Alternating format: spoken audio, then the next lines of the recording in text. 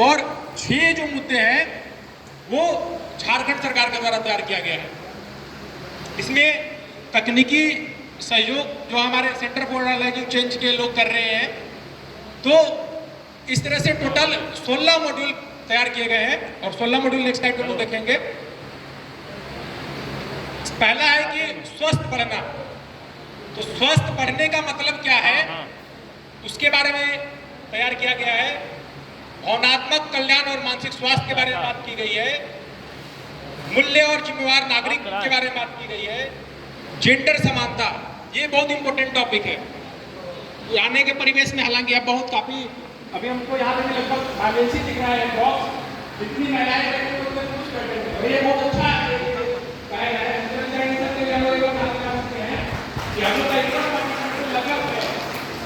आप लोग इससे क्या करते हैं कि जब हम लोग आगे में बढ़ रहे हैं तो जितना पुरुष को अपॉर्चुनिटी मिल रही है लगभग उतने महिलाओं को भी अपॉर्चुनिटी बराबर देनी है। और यहाँ पे वो देखने को मिल रहा है जितने पुरुष हैं लगभग उतना महिलाएं भी हमारे साथ बैठी हुई हैं। तो ये जेंडर समानता, जिन घरों में, जिन परिवेश में जहाँ पे कि हम लोग मानते हैं कि नहीं लड़की है तो इसको अपॉर्चुनिटी नहीं देनी है, लड़की है तो इसको आगे हम लोग नहीं जाने देंगे, उसके लिए अब बच्चों को जेंडर समानता का भी पाठ पढ़ाई जा रही है। पोषण, स्वास्थ्य एवं सफाई, तो ये भी बहुत इंपॉर्टेंट चीजें हैं। बच्चों को किस तरह से खाना है, क्या खाना है और कैसे साफ सुथरा अच्छा खाना खाना है, उसके बारे में बात की गई है। आजकल के अभी देखेंगे कि लगभग मैं अगर डेटा दूं झारखंड का 12% जो बच्चे हैं वो आत्महत्या कर ले रहे हैं।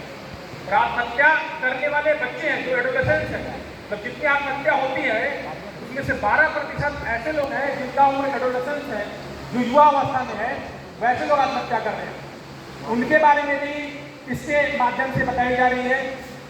47% लोग मादक पदार्थों का उपयोग कर रहे हैं। उसके बारे में किस तरह से कौन से वो चीज़ें हैं जो हमारे शरीर के लिए हानिकारक है, सिगरेट पीना, दारू पीना, अल्कोहल करना, ड्रिंक करना, इन सब चीज़ों की बच्चों के पास जानकारी होगी तो बच्चा इन सब चीज़ों से समझ पाएगा कि ये चीज़ मुझे करना है और इसे नहीं करनी है।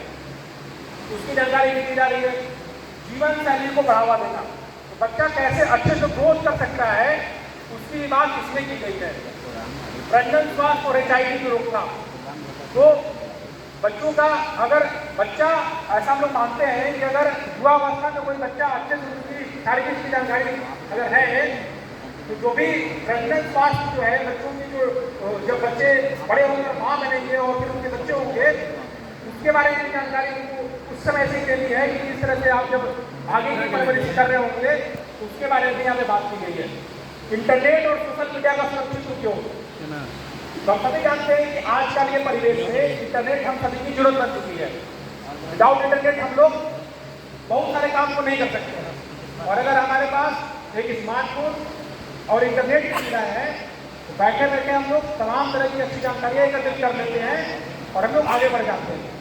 बट बहुत बार हम लोग पास स्मार्टफोन है, इंटरनेट यूज करने भी आता है, बट कितना बार ऐसा होता है कि अलग अलग भ्रांतियों की वजह से हमारे पास उचित जानकारी नहीं होने की वजह से लोग हमको कॉल करते हैं, OTP मांगते हैं, हम लोग OTP शेयर कर देते हैं, फिर हमारे अकाउंट से पैसे चले जाते हैं। या फिर कोई लोग तमाम तरह की सोशल साइट की जो हो रही होती है उसकी जानकारी भी हम लोगों को, हम सभी बच्चों को मिल रही है, डिलीवर करना है, देना है। इसके अलावा 5 मॉड्यूल जो है झारखंड के कॉन्टेक्ट में तैयार किए गए हैं। इस तरह से बाल विवाह, तो विवाह का जो है हम लोग बाल विवाह भी अगर कोई बच्चों के माता पिता भी बाल विवाह कर रहे हैं तो भी एक क्राइम है। 19 साल से पहले लड़कियों का और 21 साल से पहले लड़कों का अगर किसी का विवाह हो रहा है वो एक क्राइम कर रहे हैं। तो पहले हम लोगों को बाल विवाह में भी रोकना है और अभी बच्चों को बाल विवाह के लिए कौन से IPC रूल बनाए गए हैं, कौन सी धाराएं हैं, उनको सभी जानकारी दी जा रही है। वो बच्चा इजीली अगर किसी बच्चों की, किसी लड़कियों की कम उम्र में विवाह कर दी जाती है तो बच्चा को पता है कि इसके लिए हमारे राइट्स क्या क्या हैं और लीगल टर्म जो है वो कौन से हैं। वो अब हमारे बच्चे उस तरह से भी अवेयर हो रहे हैं। मानव तस्करी, आदमी की बेच फरोख्त बच्चा उसके बारे में भी क्या क्या राइट्स है उसके बारे में बच्चों को पता है। सड़क सुरक्षा ये भी बहुत ही इंपॉर्टेंट टॉपिक है कि हमको कैसे सड़क पे कितने स्पीड में चलना है, किस दिशा में चलना है, किस तरह से चलना है। और अभी जैसे कि एक आपको मैं एक स्कीम बता देता हूँ आप लोगों को सड़क सुरक्षा के।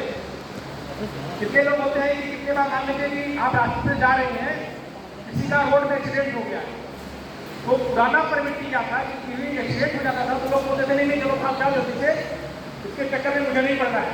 अगर पड़ गए पुलिस वेरिफिकेशन से रोड लग जाएगी, पुलिस पूछताछ करने लग जाएगी, तो फिर मेरे नाम मेरे तमाम चीज़ों का हमको ज़्यादा परेशान किया जाएगा। अब वो रूल को बदल दिया गया है। अब भारत सरकार के रूल के अकॉर्डिंग अगर किसी सड़क सुरक्षा में सड़क में कोई किसी का एक्सीडेंट हो गया है, अगर कोई भी आदमी उसको अस्पताल तक लेकर जाता है तो उसको अस्पताल की तरफ से 5,000 रुपये प्रोत्साहन के तौर पर दिया जाएगा और साथ ही साथ उसका नाम और पता भी गोपनीय रखा जाएगा। तो अब पहले का जो डर था कि नहीं अब हम कोई सड़क पे किसी का एक्सीडेंट हुआ है तो हमको उसको लेकर नहीं जाना है क्योंकि अलग तमाम तरह की परेशानियाँ होंगी, अब वो परेशानियाँ नहीं है। अब हम लोग किसी का अगर हादसा हो गया है सड़क पर, किसी का किसी तरह से एक्सीडेंट हो गया है तो हम लोगों को उसको स्वास्थ्य केंद्र तक लेकर जाना है और स्वास्थ्य केंद्र पे अगर आप 1 लोग होंगे तो आपको 5,000 रुपये प्रोत्साहन के तौर पर दिया जाएगा जो कि स्वास्थ्य केंद्र से दिया जाता है। इसमें भी तमाम तरह की जो जानकारियाँ हैं, जो रूल्स हैं, रेगुलेशंस हैं, इनके बारे में बच्चों को बताया जा रहा है, उसके बारे में हम लोग डिस्कस कर सकते हैं। दहेज प्रथा एक बहुत बड़ा चैलेंज है। आजकल की लड़कियों को लेकर लोग सोचते हैं कि लड़की जब ले ली तो अब इसकी शादी कर दो, दहेज भी देना होगा, 2 लड़कियां हैं तो अलग अलग और पैसे चुकाने होंगे, वो भी एक क्राइम है, उसके बारे में बच्चों को बताया जा रही है, पढ़ाया जा रहा है। सामाजिक और भावनात्मक शिक्षण, तो अभी का जो समय है फीलिंग और इमोशन ये दोनों का रिस्पेक्ट करना हम सभी का जरूरी है।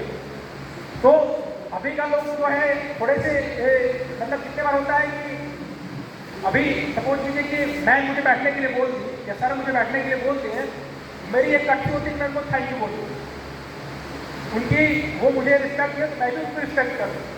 वो कट्टी कहीं ना कहीं थोड़ा सा धूमिल होता दिख रहा था, उसके लिए ये सामाजिक और भावनात्मक कौशल विषय बुलाया गया है कि किस तरह से आप सामने वाले का इमोशन की भी रिस्पेक्ट करते हैं, सामने वाले को एक रिस्पेक्ट देते हैं और साथ ही साथ उनका इज्जत करते हैं, उनकी भावनाओं को समझते हैं और भावनाओं का भी इज्जत कर रहे हैं।